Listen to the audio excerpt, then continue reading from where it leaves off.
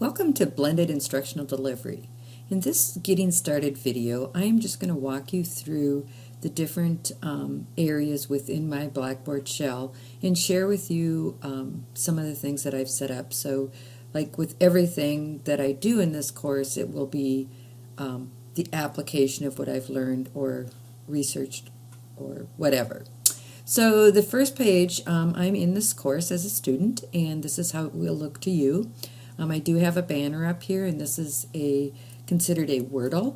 And so basically what this can do is put a bunch of different names in there for a subject matter. And obviously this is about blended learning. The area that you'll come into in this course is announcements. And notice that anytime I have anything highlighted in yellow, that is to draw attention to it. According to Universal Design, that is a better way to do it, because if you have a screen reader for your students, it will say color yellow, and that would indicate to them that they actually need to pay attention to that. So if you see areas that are highlighted, that's why I do it. And this is much better than changing the color of the font, because screen readers don't recognize that. So the first page that you'll come into is always going to be announcements. You'll notice that I have a limited number of navigation buttons over here on the left-hand side. Basically what this is I'm demonstrating the standardized Blackboard shell that we are piloting with all online expansion courses. So what our students said is that they wanted it to be consistent in courses and easy to navigate.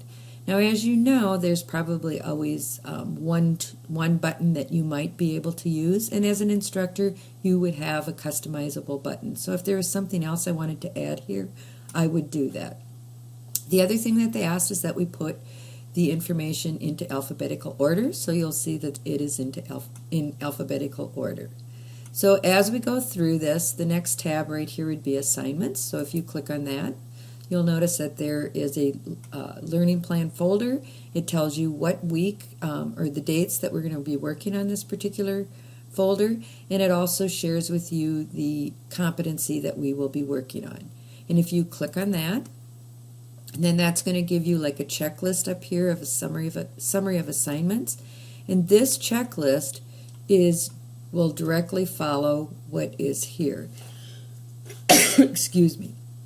So you'll see that it's all the same. Sorry.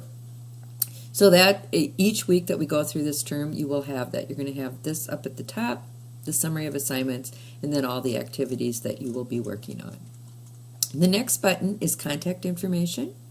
And you'll notice that my contact information comes up first, but after that there are some pre-populated contact in here, and they are also in alphabetical order. Basically, with this, we shared this with students in a couple of different focus groups, and they thought that this was a really excellent idea. So once again, all of the courses that are in the online expansion project will have this information automatically populated into their courses, so they don't have to do that. So if a student is, say, for example, having trouble with their computer, they would know that in any course that they're in, as long as it's in that particular online expansion, they could click on Contact right in the Blackboard shell and get that information. The next button is Course Materials, and within Course Materials, I've chosen to include my syllabus.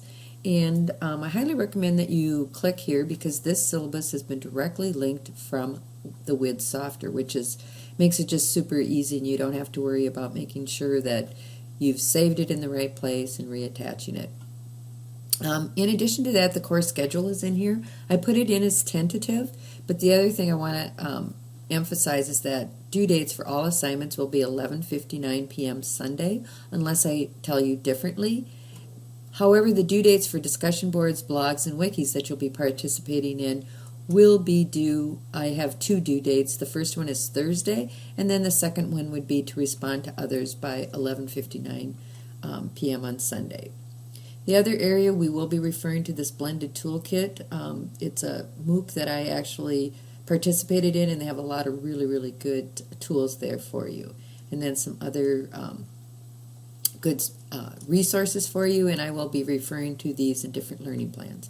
In addition, these are resource books that I've read, and so I've just, if you click on that, you'll be able to see different ones that I've read, and also an infographic, anything that I feel would be beneficial if you have the time to read it, but kind of gives you an idea of where I receive, or where I've learned different informations and applied them into this course. So that's the course materials tab. The next tab you'll see is my grades, and obviously when I click on that, I do not have anything in there yet, but if once you get something in there, you're going to be able to see what score you've received. And also remember to check for feedback, because I do give feedback on just about every single assignment.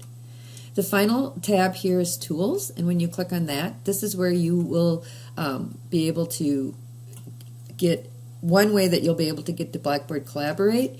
It's also where you'll be able to get to the blogs, discussion board, wikis, groups, and journals. So, and if you want to send an email to somebody within the course. So this is kind of like the one-stop shop. I used to include discussion board on a tab, but truly because I use different forms of collaboration tools, it works out better to just have the one tab as tools. So that is the course site. If you have any questions, please feel free to ask. I'm looking forward to having everyone in class, and that's about it.